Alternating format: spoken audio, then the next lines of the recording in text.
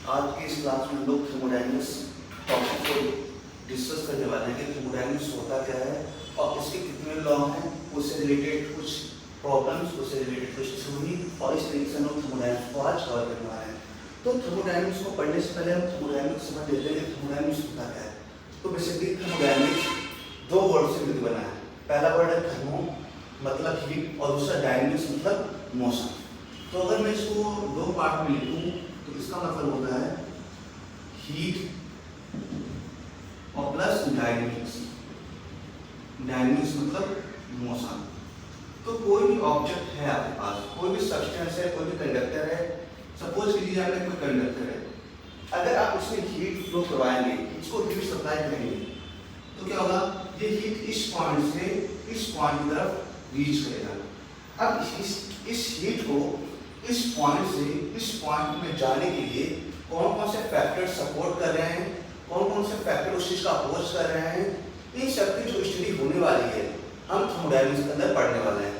Basically कितना time लगता है यहाँ से यहाँ पहुँचने में और क्या क्या प्रोसेस, क्या क्या स्टेप हम इसमें समझ सकते हैं, इन सब के बारे में हम लोग बात करने वाले हैं। लेकिन आज जो पहला मुद्दा रहेगा, जो हमारा मोटो रहेगा, वो सीखना है लॉ ऑफ थर्मोडायनेमिक्स। तो थर्मोडायनेमिक्स के तीन लॉ होते हैं, ठीक है।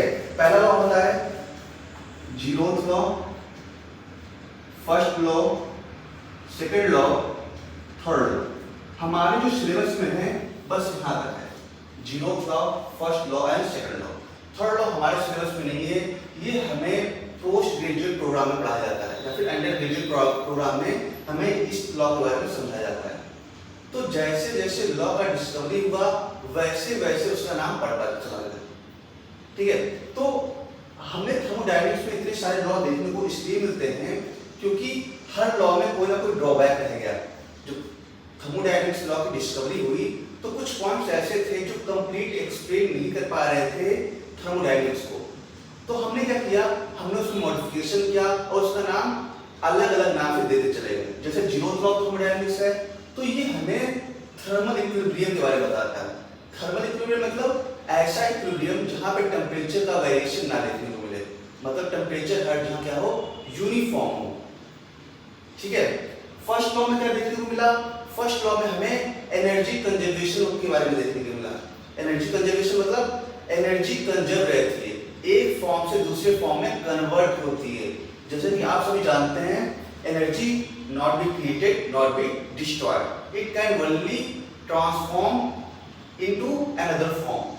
तो एनर्जी बस एक फॉर्म से दूसरे फॉर्म में कन्वर्ट होती है। फर्स्ट लॉ उसके बारे में एक्सप्लेन करता है। अब क्या हुआ, फर्स्ट लॉ ऑफ थर्मोडायनेमिक्स में कुछ प्रॉब्लम्स रह गए। वो प्रॉब्लम्स क्या थे, वो प्रॉब्लम्स ऐसे थे कि फर्स्ट लॉ ऑफ थर्मोडायनेमिक्स हमें फॉरवर्ड या बैकवर्ड रिएक्शन के बारे में नहीं बताता। जैसे कि आप ऐसा समझिए, आप बस एनर्जी कंजर्व को बता रहे हैं कि ये एनर्जी को हमने दूसरी एनर्जी में कंजर्व कर दिया, लेकिन वो रिएक्शन फॉरवर्ड होगी या बैकवर्ड होगी ये फर्स्ट लॉ नहीं बताता। इसका मतलब हम ये बोल सकते हैं कि first law of thermodynamics direction less है, क्योंकि इसमें डायरेक्शन नहीं पता चलता कि रिएक्शन आगे बढ़ेगी कि रिएक्शन पीछे बढ़ेगी। केमिस्ट्री में आपने पढ़ा होगा इस चीज को, है ना। तो फिजिक्स में भी फर्स्ट लॉ ऑफ थर्मोडायनेमिक्स में ये चीज अधूरी रह जाती है, जबकि फर्स्ट लॉ को कंप्लीट करने के लिए हम लोगों ने सेकंड लॉ ऑफ थर्मोडायनेमिक्स का यूज किया था। सेकंड लॉ ऑफ थर्मोडायनेमिक्स में जो डायरेक्शन था वो डिफाइन हो जाता है कि रिएक्शन आगे जाएगी या बैकवर्ड जाएगी। रिएक्शन आगे या पीछे जाने के मतलब ये है कि जैसे कि आपके पास कोई हॉट बॉडी है, तब आप उसे एटमॉस्फेयर में रखते हैं तो क्या हो जाता है, वो धीरे धीरे कूल हो जाता है ना। और अगर आपने कोई कूल बॉडी रखा है, आपने कोई कूल बॉडी रखा है तो क्या होता है, धीरे धीरे वो मेल्ट होना शुरू हो जाता है। ऐसा उल्टा नहीं होता कि कूल बॉडी रखने पर और कूल हो जाए, ऐसा नहीं होता, उसका टेम्परेचर जल्दी बढ़ जाता है। तो हॉट बॉडी का कूल होना क्या है, हॉट बॉडी का कूल होना फॉरवर्ड रिएक्शन है, जबकि कूल बॉडी का और कूल होना बैकवर्ड रिएक्शन है, ठीक है। ये सब चीजें हम सेकंड लॉ ऑफ थर्मोडायनेमिक्स में पढ़ते हैं। तो चलिए शुरू करते हैं फर्स्ट लॉ ऑफ थर्मोडायनेमिक्स का। जीरोथ लॉ ऑफ थर्मोडायनेमिक्स हमने लास्ट क्लास में पढ़ दिया था, तो हमें जीरोथ लॉ ऑफ थर्मोडायनेमिक्स अब यहाँ पे डिटेल में चर्चा हम नहीं करेंगे, हम स्टार्ट करेंगे फर्स्ट लॉ ऑफ थर्मोडायनेमिक्स का। तो जैसे कि फर्स्ट लॉ ऑफ थर्मोडायनेमिक्स मैंने बताया था, ये क्या है, एनर्जी कंजर्वेशन का लॉ है। इसमें क्या बताता है, इसमें बताता है जब आप किसी सब्सटेंस को हीट देते हैं तो वो हीट हमें आता है, वो हीट उसके इंटरनल एनर्जी और प्लस वर्क डन में जाता है। आपने किसी सब्सटेंस को हीट दिया तो वो हीट उस सब्सटेंस के इंटरनल एनर्जी और उसके वर्क डन में जाएगा। तो देखिए एनर्जी कंजर्व हुई, एनर्जी का एक फॉर्म दूसरे फॉर्म में कन्वर्ट होता है। ठीक है, इसका सबसे बेस्ट एग्जांपल क्या है? Pressure cooker. प्रेशर कुकर लेते हैं आप, है ना, उसमें चावल पकाना होता है तो क्या करते हैं? उसको गैस पे रखते हैं। अब गैस जब बर्न होता है तो हीट सप्लाई होता है, तो हीट सप्लाई हो गया। अच्छा, जो कुकर में आपने चावल रखा हुआ होता है तो क्या होता है? धीरे धीरे पकता है। इसका मतलब चावल इंटरनल एनर्जी अपनी बढ़ा रहा है। तो चावल पक जाता है तो ऊपर आपकी विशल लगी होती है, वो आवाज करती है। तो आवाज क्या है? एक तरीके से वर्क डन है। तो हम देख सकते हैं pressure cooker first law of thermodynamics का बहुत अच्छे से पालन कर रहा है। आपने हीट दिया, वो हीट चावल पकने में गया और रिमेनिंग एनर्जी कहाँ गया? वर्क डन में गया, विशल में गया, आवाज में गया। ठीक है, तो फर्स्ट लॉ ऑफ थर्मोडायनामिक्स को हम अच्छे से समझ सकते हैं। अब यहाँ पे तीन सिंबल है, एक है हीट, एक है वर्क डन, एक है इंटरनल एनर्जी। इन सबको वन बाय वन देखते हैं। ठीक है, तो हीट क्या होता है? हीट किस सब्सटेंस को दिया जाता है या फिर सब्सटेंस से निकाला जाता है। तो सबसे पहले हम साइन कन्वेंशन को समझ लेते हैं। मान लीजिए कोई आपका सिस्टम है, ये क्या है? सिस्टम। सिस्टम बोले तो इन्वायरमेंट का एक ऐसा हिस्सा, इन्वायरमेंट हमारे चारों तरफ, उसका एक छोटा सा हिस्सा जिसमें हम लोग एक्सपेरिमेंट को परफॉर्म करते हैं। ठीक है, एक्सपेरिमेंट को परफॉर्म करते हैं, उसको बोलते हैं सिस्टम। इस सिस्टम में एक्सपेरिमेंट किए जाते हैं तो क्या होता है? जब आप इस सिस्टम को हीट देते हैं, इस सिस्टम को हीट देते हैं तो आप बोलते हैं जो हीट है वो क्या है? पॉजिटिव है। और जब इस सिस्टम से हीट निकलता है तो आप बोलते हैं हीट निगेटिव है ना? ऐसा क्यों बोला जाता है? देखिए क्या हो रहा है ना, हम लोग फिजिक्स पढ़ रहे हैं, हम लोग फिजिक्स पढ़ रहे हैं, तो P मतलब फिजिक्स, P मतलब पर्सन। तो आप ऐसा समझिए कि यहाँ पे आप हो, यहाँ पे क्या हो?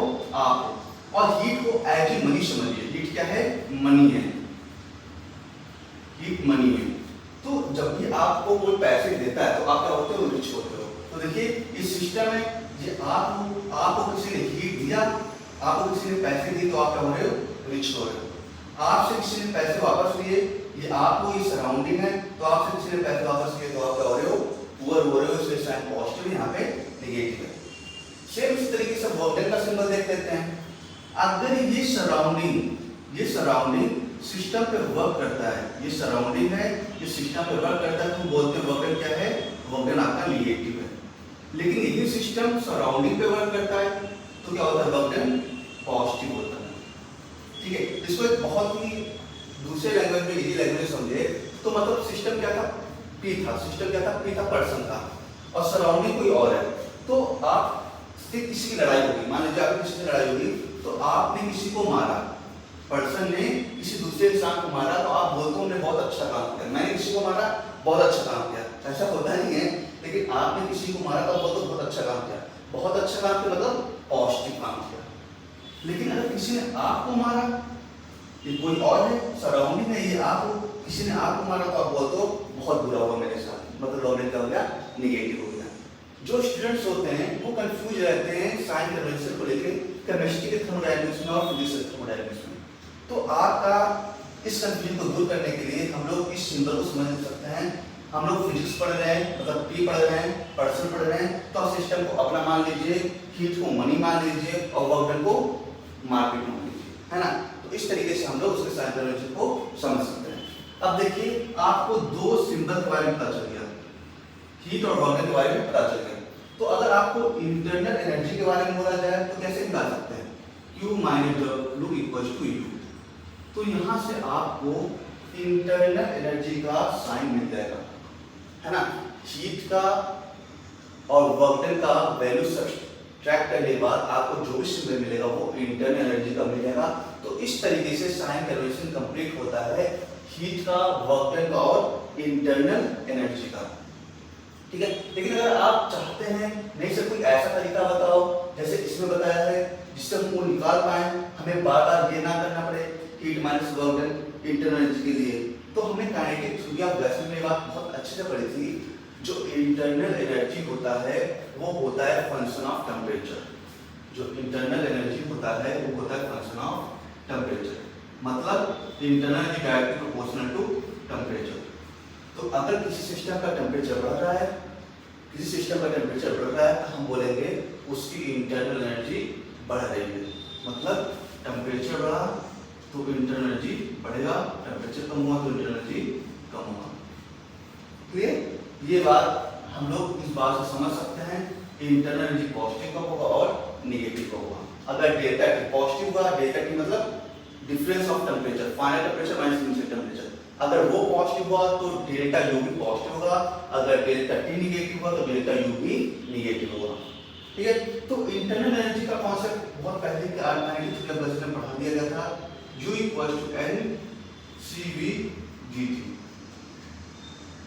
Delta U = N CV dt। तो देखिए internal energy directly proportional to temperature. CV क्या है? CV है molar heat capacity at constant volume. N क्या है? Nm moles.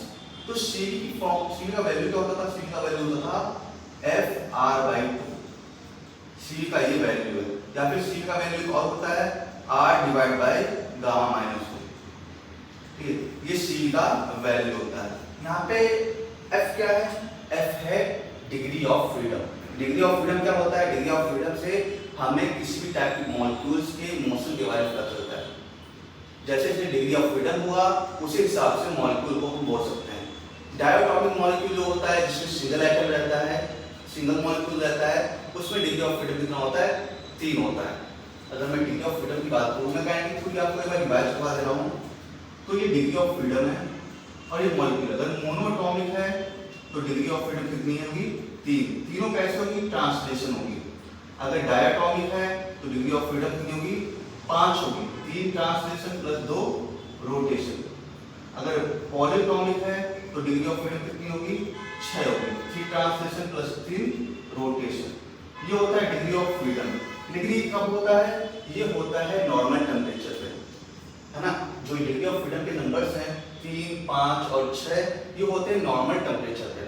अगर टेम्परेचर हाई हुआ तो आपका डिग्री ऑफ फ्रीडम बढ़ जाता है। कैसे बढ़ता है?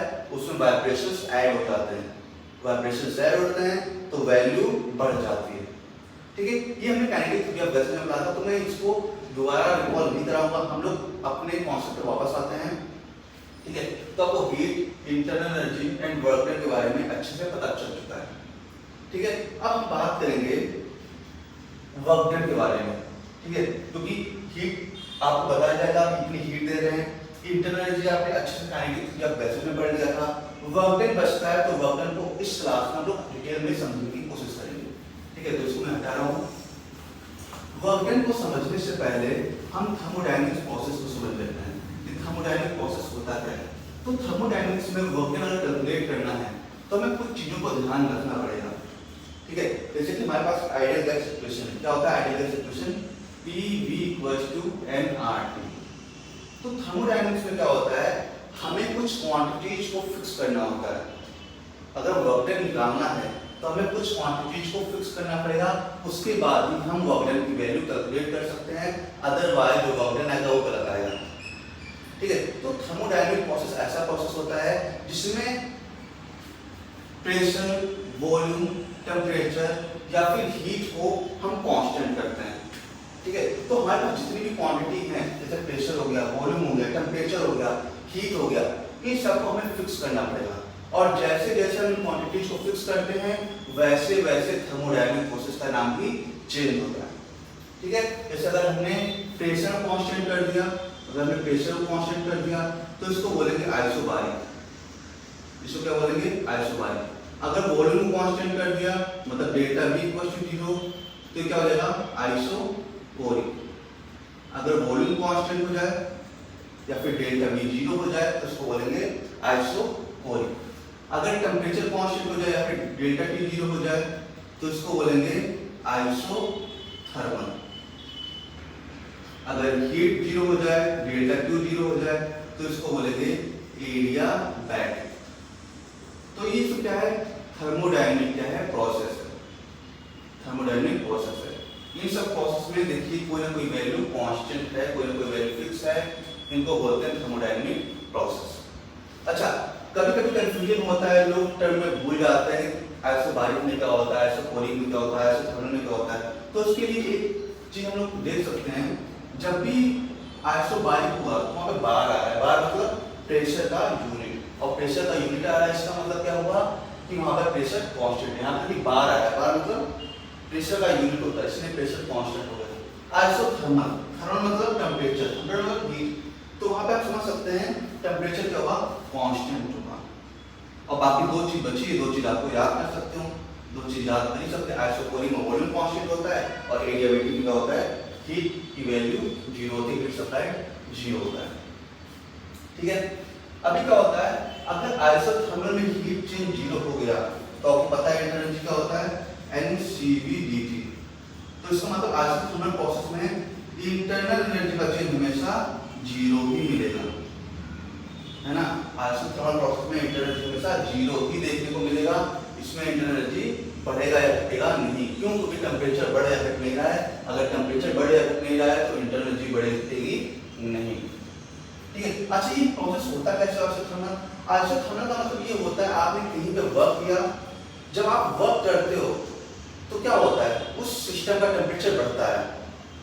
ठीक है, आप कहीं किसी पे वर्क कर रहे हो तो टेम्परेचर बढ़ता है, लेकिन अगर वो वर्क डन करने के बाद जो प्रोसेस है बहुत स्लो हो जाए, जैसे कि आपने थोड़ा काम किया, आपने रेस्ट किया, थोड़ा काम किया, रेस्ट किया, थोड़ा काम किया, रेस्ट किया, तो अगर आप ऐसे काम करेंगे तो आपको कोई थकावट जल्दी महसूस नहीं होगी।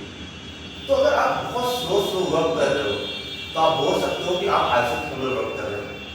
तो मतलब आइसोथर्मल कैसा वर्क होता है, बहुत ही स्लो वर्क होता है। जबकि एडियाबेटिक क्या होता है, एडियाबेटिक बहुत फास्ट होता है। आप साइकिल में पंप करते हो, हवा भरते हो तो क्या होता है, बहुत फास्ट तरीके से पंप को अप डाउन करते हो, तो उससे क्या होता है, उससे जो वर्क डन होता है और जो पिस्टन मूव करता है, आपके पास इतना टाइम ही नहीं होता कि अंदर का टेम्परेचर बाहर जाए फिर बाहर का टेम्परेचर अंदर है, क्योंकि ये बहुत फास्ट प्रोसेस होता है। जब कोई प्रोसेस बहुत फास्ट हो जिसमें टाइम ना मिले हीट एक्सचेंज का, उसको बोलते हैं एडियाबेटिक प्रोसेस। लेकिन जब प्रोसेस बहुत स्लो हो तो उसको आप आइसोथर्मल मान सकते हैं। क्लियर? एडियाबेटिक और आइसोथर्मल का कॉन्सेप्ट समझ में आया आपको? ठीक है, तो अब हम क्या करेंगे, इन चारों प्रोसेस को ग्राफ के माध्यम से समझेंगे कि ग्राफ में इसको कैसे डिनोट कर सकते हैं।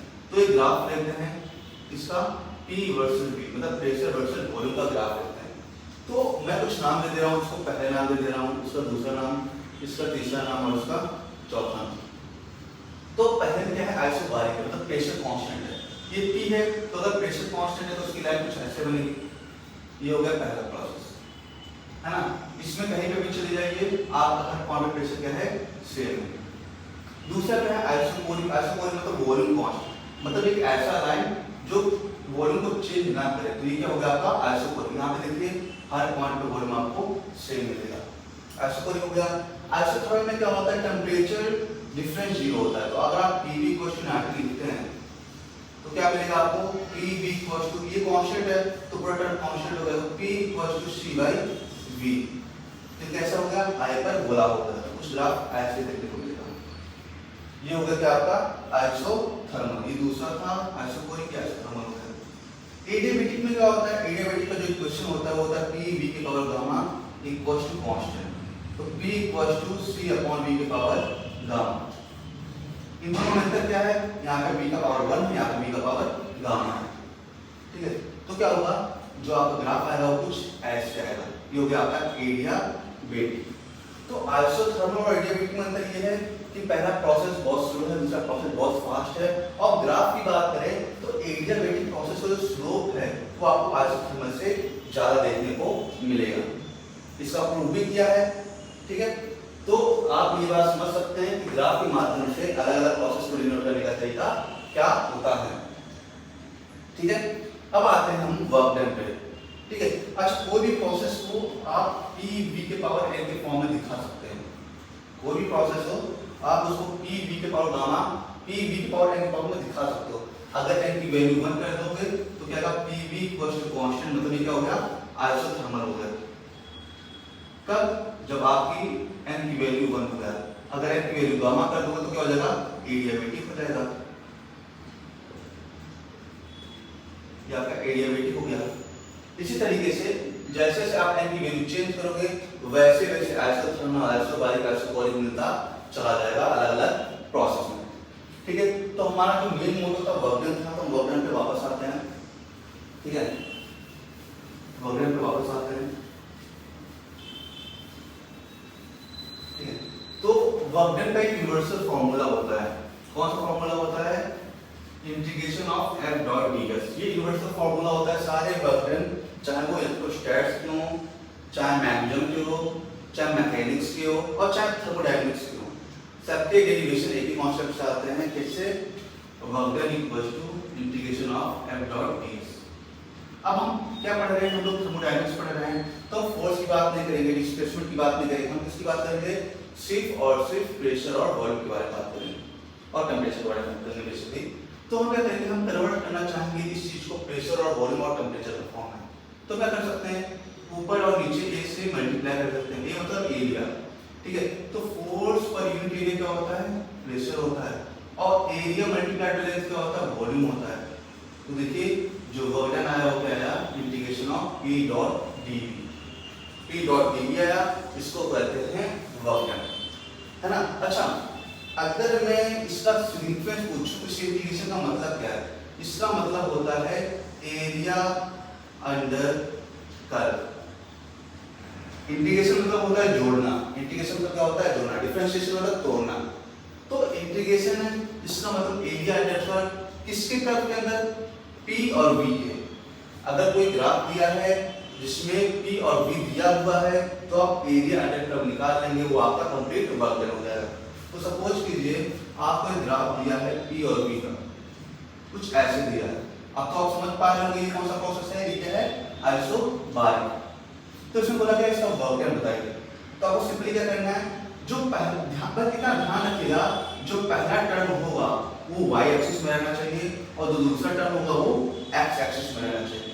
मतलब एरिया अंडर PV ग्राफ क्या होता है? वर्क डन होता है। ध्यान दीजिएगा, area under PV graph work done होता है। PV ग्राफ वर्क डन होता है। अगर VP ग्राफ किया तो वहां पे थोड़ी सी चेंजेस देखने को मिलेंगे। तो एरिया अंडर PV ग्राफ क्या होता है? वर्क डन होता है। P वर्टिकल होना चाहिए और V हॉरिजॉन्टल होना चाहिए। तो अगर आप इसके बीच का एरिया निकाल लेंगे तो आपको क्या आएगा? वर्क डन निकल आएगा। ठीक है, अगर P ग्राफ कुछ ऐसे दिया है, ये P है, ये V है, तो इसके नीचे का एरिया क्या होगा? ये होगा इतना बस छोटा सा, और इतना छोटा सा मतलब जीरो है, ऑलमोस्ट एरिया तो जीरो है उसका। तो आप जान सकते हैं आइसो क्या? आइसोकोरिक है। आइसोकोरिक में वर्क डन क्या होता है? जीरो होता है। यहाँ पे दिख नहीं रहा है। तो कोई भी प्रोसेस आपको दे रखा है रैंडम, जिसमें कर्व दे रखा है और वर्क डन निकालने को बोला जाए, तो आप सिंपली क्या करेंगे? इसके नीचे का एरिया निकाल दीजिए, आपके इसके नीचे का एरिया हो जाएगा आपका वर्क डन हो जाएगा, कंप्लीट वर्क डन हो जाएगा। ठीक है, लेकिन अगर कोई प्रॉब्लम ऐसे दिया है, PV यहाँ देखिए VP दे दिया, VP दे दिया और आपको बोला गया वर्क डन निकालने के लिए। कोई ग्राफ ऐसा दिया है लेकिन ग्राफ क्या है? VP का है और वर्क डन निकालने को बोला जाए, तो आप अगर इसका एरिया निकालते हैं तो आप गलती कर बैठते हैं। ये एरिया जो होगा ये वर्क डन नहीं होगा, ये गलत है। गलत क्यों है? मैंने बोला था एरिया अंडर PV ग्राफ ना कि VP ग्राफ। तो एक काम कर सकते हैं, इसको अगर VP दिया है तो आपको क्या करना पड़ेगा? ये एरिया नहीं कैलकुलेट करना है, आपको ये एरिया कैलकुलेट करना है, ये एरिया कैलकुलेट करना है। अगर आप इस एरिया को कैलकुलेट कर पाते हो तो ये अब इधर नहीं करना है, आपको इधर करना है, वर्टिकल में करना है। अगर आप ये एरिया कैलकुलेट कर पाते हो तो आपका वर्क डन ये हो जाएगा। तो PV ग्राफ में ये एरिया होता है और VP ग्राफ में ये एरिया होता है। ठीक है, इस तरीके से आप डिफरेंट ग्राफ में वर्क डन कैलकुलेट कर पाते हो। ठीक है, तो ये मैंने बस इसका सिग्निफिकेंस बताया था, इंटीग्रेशन का सिग्निफिकेंस क्या होता है। अब हम अपने प्रोसेस पे आते हैं और वहां वर्क डन कैलकुलेट करने की कोशिश करते हैं। ठीक है, तो सबसे पहले बात करेंगे आइसोबारिक। सबसे पहले बात करेंगे आइसोबारिक। आइसोबारिक मतलब प्रेशर कांस्टेंट। आइसोबारिक मतलब प्रेशर कांस्टेंट। तो इंटीग्रेशन में अगर कुछ कांस्टेंट है तो उसको बाहर कर सकते हैं। तो बाहर क्या? P बाहर हो गया, integration of dV। Integration of dV क्या होता है? V होता है, ये V इनिशियल है, V फाइनल है। तो वर्क डन हो गया V final minus V initial, इसको आप बोल सकते हो डेल्टा V। तो आइसोबारिक में वर्क डन हो गया P डेल्टा V। आइसोबारिक में work done P delta V हो गया, ये हो गया आपका आइसोबारिक, है ना। अब आइसोकोरिक देखते हैं, आइसोकोरिक में वर्क डन क्या होगा, तो आइसोकोरिक फिर से भी फॉर्मूला लगाते हैं P dot dV equals to work done. लेकिन आइसोकोरिक में क्या होता है, dV तो जीरो होता है, वॉल्यूम चेंज तो जीरो मिलता है, तो अगर इसको जीरो करेंगे तो वर्क डन क्या आ जाएगा आपका जीरो आ जाएगा। तो आइसोकोरिक में वर्क डन जीरो होता है, आपको मैंने ग्राफ के माध्यम से समझाया था, और यहाँ पे ये चीज प्रूफ हो रहा है। तीसरा भी आपका आइसोथर्मल था, तीसरा क्या था आइसोथर्मल। आइसोथर्मल का टेम्परेचर क्या है कांस्टेंट, तो वर्क डन आप फिर से देते हैं P dot dV। Temperature constant है तो आपको क्या करना पड़ेगा, सबसे पहले टेम्परेचर को इस फॉर्मूले में लाना पड़ेगा, बिना टेम्परेचर को लाए इस फॉर्मूले में काम अपन नहीं करने वाला। तो अगर सकते हैं, आपको पता है ideal gas equation PV equals to nRT। अगर टेम्परेचर कांस्टेंट तो मैं बोल सकता हूँ ये क्या है nRT अपॉन V, है ना। P पर वैल्यू निकाल दिया nRT अपॉन V, इसकी वैल्यू उठा के यहाँ पुट कर दो, तो वोल्टेज क्या हो जाएगा nRT अपॉन V dV, तो वोल्टेज क्या हो जाएगा। अब देखिए इक्वेटर कांस्टेंट है, NV कांस्टेंट है, RV कांस्टेंट है और T भी कांस्टेंट है, तो nRT integration of dV upon V। अब जो integration of dV upon V होता है वो क्या होता है, वो होता है ln V, है ना, इसको बोल सकते हैं ln V। तो वोल्टेज क्या हो जाएगा nRT ln V, इसकी लिमिट क्या होगी V इनिशियल से V फाइनल, ठीक है। तो वोल्टेज हो जाएगा nRT ln V final divide by V initial, ये हो गया आइसोथर्मल में वर्क डन। कभी कभी आपको ये देखने को मिलता है यहाँ पे वॉल्यूम ना होके प्रेशर भी होता है, तो कैसे कैलकुलेट करते हैं हम लोग, बस इसी इक्वेशन से कैलकुलेट करते हैं, ठीक है। अगर आपका टेम्परेचर कांस्टेंट है तो आप बोल सकते हो PV इक्वल्स टू कांस्टेंट, क्योंकि टेम्परेचर कांस्टेंट है, ये भी कांस्टेंट, ये भी कांस्टेंट, ये भी कांस्टेंट, तो P1 V1 equals to P2 V2, या फिर P initial V initial equals to P final और V फाइनल, तो V final upon V initial क्या हो जाएगा P initial upon P final. अब एक काम कीजिए, इसकी वैल्यू उठा के यहाँ पुट कर दीजिए, तो वोल्टेज क्या हो जाएगा nRT ln P initial upon P final. इस तरीके से आपको आइसोथर्मल के दो फॉर्मूले देखने को मिलते हैं, एक फॉर्मूला वॉल्यूम के फॉर्म में और दूसरा फॉर्मूला प्रेशर के फॉर्म में। सबसे इंटरेस्टिंग जो वर्क डन होता है वो किसका होता है, एडियाबेटिक का होता है। चलिए एडियाबेटिक का निकाल के देखते हैं वर्क डन कितना होगा। एडियाबेटिक का वर्क डन कैलकुलेट करके देखते हैं कि क्या कितना होता है। अब देखिए क्या होता है, एडियाबेटिक में हीट सप्लाइड जीरो होता है, इसका मतलब अगर हम फर्स्ट ऑफ थर्मोडायनामिक्स लिखते हैं तो क्या हो जाएगा zero equals to U plus W, तो W क्या हो जाएगा माइनस U, है ना। हमें वर्क डन चाहिए था, हमें वर्क डन मिल गया, कितना होता है माइनस U। ये तो एक फॉर्मूला हो गया, एक कांस्टेंट हो गया। दूसरा कांस्टेंट क्या हो सकता है, इसको ओपन कर सकते हैं, माइनस इसको क्या लिख सकते हैं NCV dt, इंटरनल एनर्जी को NCV dt लिख सकते हैं, ठीक है। इसको और ओपन करते हैं, C को क्या लिख सकते हैं R divide by gamma minus 1 dt, है ना। तो वोल्टेज क्या हो जाएगा माइनस, अच्छा nR dt मतलब PV इक्वल्स टू nRT, तो delta PV equals to nR delta T, है ना। तो delta PV divide by gamma minus 1। Delta मतलब क्या होता है फाइनल माइनस इनिशियल, डेल्टा मतलब क्या होता है फाइनल माइनस इनिशियल, तो वोल्टेज क्या हो जाएगा minus P final V final minus P initial V initial divide by gamma minus 1, ठीक है। इस माइनस को अंदर ले जाएंगे तो क्या होगा P initial V initial minus P final V final divide by gamma minus 1। ये हो गया आपका एडियाबेटिक का दूसरा फॉर्मूला, ठीक है। ये भी एक फॉर्मूला होता है टेम्परेचर के फॉर्म में, तीसरा फॉर्मूला होता है। तो आप इस तरीके से एडियाबेटिक में वर्क डन कैलकुलेट कर सकते हैं। हाँ, आप एक फॉर्मूला और यूज कर सकते हैं, क्या integration of P dot dV, वहां से भी आप उस चीज को सॉल्व कर सकते हैं। आपको पता है PV की गामा इक्वल्स टू कांस्टेंट होता है, और आपको वर्क डन पता है integration of P dot dV होता है। एक काम कीजिए, P की वैल्यू उठा के यहाँ पुट कर दीजिए और उसकी वैल्यू सॉल्व कर लीजिए, तो आपको एडियाबेटिक का अलग सा कॉन्सेप्ट मिलेगा वर्क डन का। तो आपको मैंने चारों प्रोसेस में वर्क डन कैलकुलेट करना सिखा दिया, चारों प्रोसेस को डायग्राम के थ्रू समझा भी दिया, और चारों प्रोसेस को ग्राफिकल रिप्रेजेंटेशन भी दे दिया। तो फर्स्ट ऑफ थर्मोडायनामिक्स का जो मेजर पार्ट था वर्क डन का, वो मैंने आपको अच्छे समझा दिया है। आई होप आपको अच्छे समझ में आया हो, ठीक है। इन केस कोई डाउट रह जाता है तो हम नेक्स्ट क्लास में इस चीज को डिस्कस करेंगे और समझेंगे कि और क्या तरीके हो सकते हैं इन चीजों को सॉल्व करने के लिए, इन चीजों को समझने के लिए।